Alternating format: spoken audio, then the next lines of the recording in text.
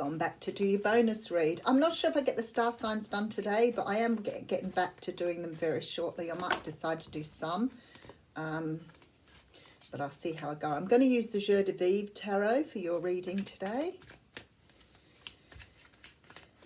It's one of my favourite decks, but then you know lots of favourites. It's a beautiful deck. All right.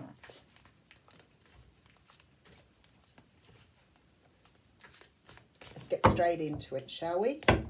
I have a feeling before I even start that you're going to get a similar message through, though. All right, so the Ten of Pentacles coming through first. So the Ten of Pentacles is a beautiful card because it talks about abundance. Now, sometimes we can think of abundance in terms of money, so it can sort of mean that you could be getting a win, you could be getting some sort of financial relief. Sometimes it can talk about an inheritance. But the thing is, abundance isn't always just about money. This one implies that it's something to do with your material resources. So it could be, for example, a job coming through, something coming towards you, some sort of offer that's going to really sort of get you back on track here, whatever it is. All right, so we have the Star. Now, I always feel with the Star that you're at a point where your faith and trust is very high, but it also sort of says to me that whatever healing you've done has got you to this point. So say, for example, you know, you get offered this beautiful new job, and maybe you've, you know, completed something in the past as part of your life path. And now the Star is sort of saying, well, you're in the right place now, you know, for something to come in and be offered to you. So whatever this is, it's definitely coming towards you here. We have a Leo, Sag, Aries energy coming through. Now the King of Wands is coming with a very potent offer here. I can feel it really strong. This is something that's on your path and is ready for you. Wow. I wonder for some of you if this isn't an offer of marriage or commitment coming through here. Maybe somebody's ready to make some sort of offer themselves now. Maybe that Star energy sort of says that they've done some healing and they're ready to make an offer. Let's keep going. Seven of Pentacles yet. There is something here that you planted seeds for a long time ago. There is something here that happened in your past where you wanted a particular outcome and you asked the universe for it. And that sort of says that to me with the Star card here, that something is coming towards you, some sort of abundance here. You asked the universe for this and the universe has provided it without any doubt. Whatever this is here, it's so powerful and so beautiful, the energy coming through with this, because it's like that. I didn't think it would come, or I didn't think it would be like this, or how amazing is this, but it's beautiful. And then we have the Sun. So I could feel that coming through before it even got here. The Sun card talks about absolute joy and happiness. This is something here that you've been waiting for. You've manifested here with the Magician. Okay. So definitely strong Leo energy coming through in the cards here. There has been something here that you put out to the universe that you asked the universe for. Now, I always feel, and it's the way I feel things, that sometimes we want something to come in, but it's because we already know sort of in our deep subconscious that something is meant to happen the way it is. But then we sort of believe we're manifesting it, but I believe it's already on your path and already destined. There is an offer coming in here, quite possibly from a fire sign, but doesn't necessarily have to be someone who has a fire sun sign. It could be somebody, for example, that has Leo, Sag, or Aries in their Venus. Like, this person is really coming towards you with a lot of power here. And I feel like you've asked. Seven of Pentacles and the Magician says there's been a lot of manifestation. So let's see where we're going. All right, so I have the Six of Pentacles coming through. So the Six of Pentacles is a card of equal give and take. It's about sharing the wealth fairly. It's a reciprocal agreement in a relationship. It's what I give you, you give back, like in whatever way, shape or form. But it's about two people investing in something that's really very beautiful. But it's also about making sure that things are fair and above ground and that things are open and visible here. So there's definitely a sharing of something here. All right, so we have the Six of Cups next to that. There's a rebuilding for some of you here. there's a rebuilding of something that's gone from the past, that happened in the past, rebuilding. And I said to you when I first started this reading, I feel like this is going to be more of what we got in the What's Cracking reading. Something you built here in the past, something you put a lot of energy into, something here that you wanted, really, possibly a soulmate with the Six of Cups here, a very potent sort of relationship here. And I feel like you really desired this, and you may have put in a lot of effort, but it may have not been the effort that you needed to invest here, because it feels to me like you wouldn't have been able to bring this to full circle because of some of the emotional issues that sit behind these energies here. But there was a start, there was a beginning here. There was something you invested in. All right, so we have the Temperance card, again giving me that energy with the Queen of Cups. There was a lack of self-love on both parts, okay? So both people here, especially with the Temperance and Queen of Cups, both people had to bring about a balance of self-love.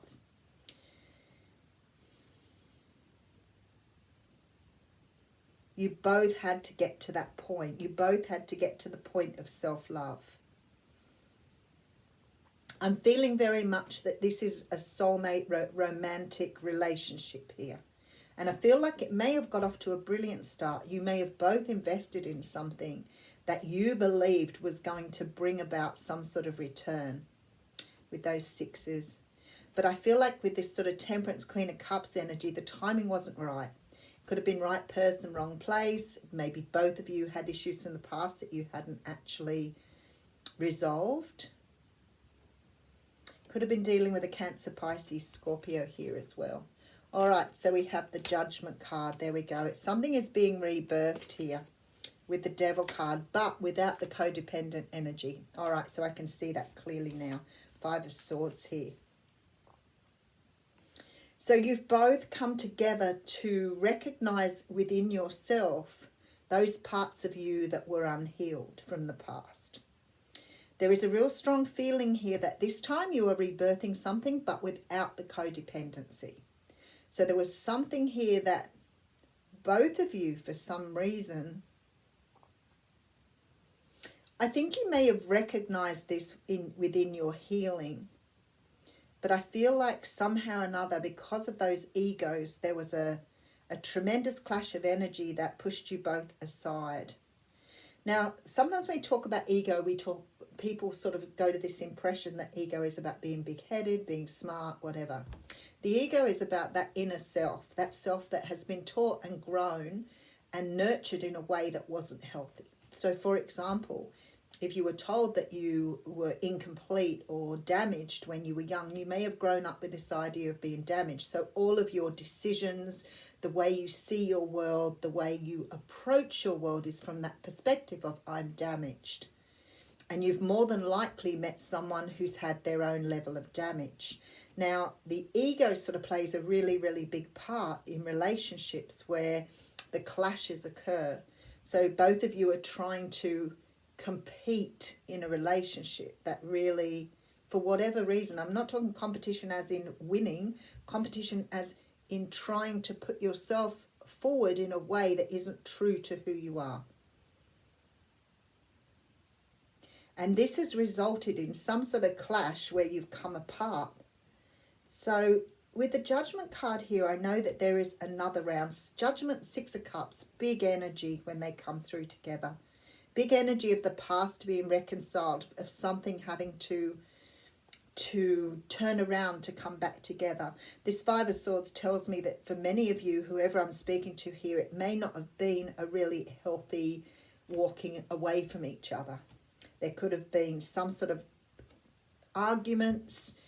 I feel like you've come to loggerheads, like you've both tried to assert your own energy for whatever reason, and it's sort of repelled you both apart. All right, so we have the Seven of Cups here. Okay, breaking through illusions. We have the Queen of Pentacles and we have the Knight of Pentacles coming through. So there's definitely a new offer coming through. Again, this offer may not be for a romantic new beginning, but it's definitely some sort of reconciliation. maybe resolving the friendship at least, or the relationship. The Seven of Cups tells me that perhaps two people met that were already trapped in some sort of illusion of love, and that had to be broken down. I know that I have a great belief that we are here to learn how to love ourselves and then in turn love others, which of course is not the way we see it in the world. It's not the way it's happening in the world. People are putting all sorts of conditions on love, and I'm not saying that love should be unconditional. On the contrary, love is never unconditional, ever. We'd like to think it is, but we all have a certain set of conditions that we apply to love, even if it's only, well, a man should see the way I'm thinking, or a man should know how I'm feeling, or a woman should always be, nurturing. Mothers should always love their children. All of those things, social conditioning. There is something here that you have broken through. There is some sort of illusion that you have believed that love should look like. So maybe you've always sort of believed love was like in the movies where, you've got Prince Charming sort of flying out of something. There's something here that was an illusion that you had to break through. And the only way to break through an illusion is to know who you are first. Once you know who you are, the illusions will go, because they are what other people have implanted within you. And that is part of the ego energy. So once you start to understand the ego, once you start to understand those components of yourself that really truly don't belong to you, they're how other people see the world.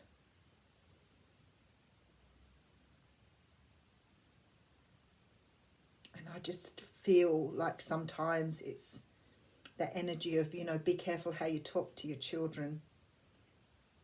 Because just one line of something can be completely disruptive to their energy and will create these illusions of this is how the world is. Even telling your children that the world is an evil place or a bad place.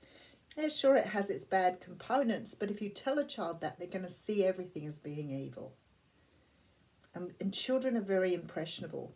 So I feel like here there's a lot of energy around some sort of situation where there was a lot of investment here, a lot of love going, a lot of love being given, but from the perspective of what you felt love was. And now loving yourself, you're understanding that love is different to what maybe you thought it was at this time. I remember that being a really big one for me when I watched the Wu Wei Wisdom channel. Look it up if you haven't watched it. And I remember them saying in there how to measure love for yourself by measuring your love for others. And the one that really blew me away was, how much do you love your children? And does that feel like to you to love someone else? And then being able to say that you can apply that love to yourself. So you can love yourself the same way as you can love anybody else. And when they said that, I thought, and I say it to people all the time now when I'm doing readings, when I feel they have a level of self-love that needs to be attuned to what it's really about, ask yourself, do you love yourself the way you love your children? Do you love yourself the way you love your parents? Whatever it is for you, do you love yourself the same way? And if not, then there's something there that needs to be adjusted. Your volume needs to be adjusted. I'll leave it there. Beautiful reading. All right, so we have the Ten of Pentacles. So somebody is coming in because the time is right now. You have somebody coming towards you with a beautiful offer, something that you've manifested that's going to bring a lot of joy and happiness. And the Magician says the time is right, that you have all the tools now to do what you needed to do before. So whatever you did before may not have been, Page of Swords coming through. There's some sort of truth coming. So if you felt that in the past you hadn't, Two of Pentacles, you hadn't resolved something in a way that needed to be resolved, whatever this is here, there is an offer coming through with this Knight of Coins, King of Pentacles. So there's an offer coming through from somebody here that with the King of Pentacles tells me that this person is ready for a commitment. This isn't just a fleeting, this isn't just a day. It may be that they want to put something right from the past, but there is a commitment here with this King of Pentacles. So I feel like somebody is coming in not just to resolve the past, but to put things right. So if you've done the work and you are loving yourself in a way that is really true to who you are, if you've started to see through the illusions that you've been taught and you've started to shed your ego, that ego energy that's not helpful to you, then I feel like I'm speaking to you. All right, let's do a Starseed Oracle card.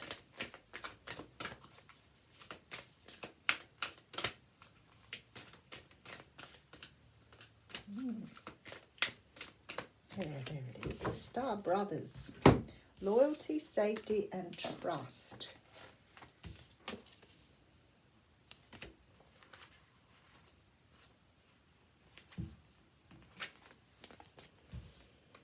You are more protected than you can imagine.